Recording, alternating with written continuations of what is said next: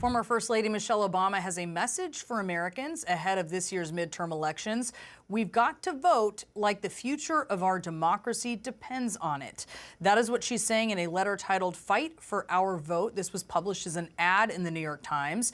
Mrs. Obama and her voting rights organization, When We All Vote, called on Americans to continue engaging in democracy amid a historic attack on voting rights. And joining us now to talk about this is Bakari Sellers, CNN political commentator, and also, and we're going to talk about this in a moment, an author, but an author of a new children's book, Who Are Your People? It's a delightful book. We'll talk about that, as I said, in a moment. Okay, but Bakari, I mean, bringing in the big guns here, Michelle Obama, what does this signify to you? Well, it's necessary, and one of the things that Democrats are trying to figure out, and most people who or find themselves on the side of democracy, is how they're going to overcome some of the obstruction that we have in our own party from Joe Manchin and Kirsten Sinema, and how we're going to make progress when you don't have any changes, when you don't have any adaptations to the voting rights law. And so one of the things that the former First Lady says, which many people are saying, is it takes action. And that action means that we have to register voters. And what I want people to understand is that we're not just talking about registering voters in New York, Massachusetts, and California, but we need to go to Mississippi. We need to go to Jackson, Mississippi, and Baton Rouge, Louisiana, and Albany, Georgia, and Charlotte, North Carolina, Columbia, South Carolina, throughout the South. Make sure that you're registering millions of voters or hundreds of thousands of voters, and that can change the dynamic and overcome any laws that are regressive. Is this less about the who is asking for it, Bakari, and more about the what she is asking for here? Because this is all about what is actually being produced here. It only matters if people are being registered. No, I can't necessarily agree with you, because anytime Michelle Obama speaks, it's the who. And the reason being is because she doesn't speak often. The individuals in our party who have that level of gravitas, not just, I mean, listen, this cuts across party lines. When Barack Obama and Michelle Obama speak, especially after the last 4 years of Donald Trump and kind of the malaise that we're in now with the resurgence of the virus, inflation, et cetera, then Barack Obama and Michelle Obama cut through that, and we all know that Michelle Obama is the most popular Obama anyway. And so in this case, it's about the who, but the what is also very powerful, because we're talking about an action item, and we're talking about something that everybody can do, which is get out and register voters. A giant test for President Biden this week as he visits Georgia with the goal of reinvigorating the Democratic push for voting rights. Senior White House advisor Cedric Richmond frames the Tuesday Georgia visit this way, quote, doubling down, kicking it into another gear. We are going right to the belly of the beast, Richmond says, or ground zero for voter suppression, voter subversion, and obstruction. 2 Democratic voting bills are currently stalled in the Senate. The majority leader, Chuck Schumer, says if Republicans continue to block them, he will try to change the Senate rules. But at least 2 Democrats oppose such a change, and there is now enormous pressure on President Biden to somehow resolve this Democratic family divide. The panel is back with me. Nia Malika Henderson, I want to start with you. To the point, the pressure on the president is that several civil rights activists down in Georgia, the state where he's going, essentially said, Mr. President, please don't come unless you have a deal. I want to read from their letter. As civil rights leaders and advocates, we reject any visit by President Biden that does not include an announcement of a finalized voting rights plan that will pass both chambers. The president doesn't have such a plan.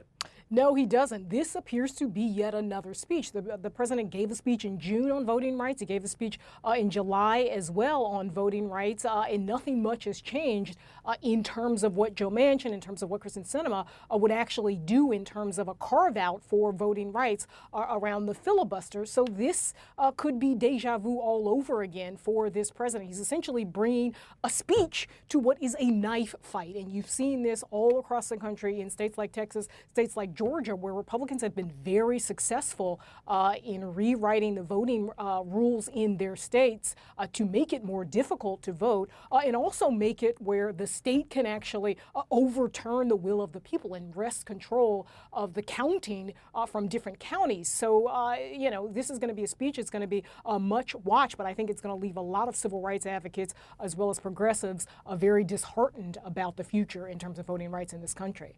This effort and the president getting some help. Jackie Kucinich yesterday in the New York Times, at the top of the show, I called her the most popular Democrat on the planet. That would be the former First Lady, Michelle Obama. A full-page ad with a letter fighting for our vote. But if you look at the specifics there, recruit and train volunteers throughout 2022, register more than 1 million new voters, organize, they do organize 100,000 Americans to lobby Congress essentially to push for it, but recruit lawyers. Commit to educate voters. That last part, commit to educate voters on how to vote safely in their states. Part of this is, yes, push for the legislation, but part of it also seems, if we fail, let's make sure at least we educate Democrats about the changes in their states. Well, right, because there is a sense of reality that it is unlikely that they're going to be able to have a legislative change in the near future because of the resistance to changing the filibuster and because there aren't enough Democrats to get it through to break that filibuster. So this is kind of the next best thing, but there has been some dissatisfaction even before this among voting rights advocates saying that the Biden administration up until this point hasn't pushed hard enough, hasn't taken this as seriously as say they have Build Back Better or even the infrastructure bill that did pass both houses of Congress. So the fact that they're kicking it into gear now, I think is giving some hope. But there is an acknowledgement, particularly you saw that for the former First Lady, that this is going to be an uphill climb and they're going to have to figure out other ways to make progress. So, Melanie, Chuck Schumer has to bring this to the floor. He has to try to change the rules because the Democratic base demands it. And Nia Malika just well described the views of the civil rights leaders who think it hasn't been enough so far, and they're very frustrated. But what happens? What happens if Manchin and Sinema and maybe one or two others don't change their mind? Is there a plan B or a plan C or D in the sense that you do hear many academics and some Republicans even open to the idea of let's fix the Electoral College Act, let's do a couple of other more modest things. Is that a possibility? Yeah, absolutely. Well, first of all, these votes are going to fail. They're just not the votes right now to pass these reforms without Republicans, and there's just not the votes among Democrats to change the rules. So it is going to fail. I think once that happens, we could potentially see some movement on a compromise over a much more modest reform. For example, the Electoral Count Act, reforming that really outlines the process by which Congress uses to certify the state's electoral votes.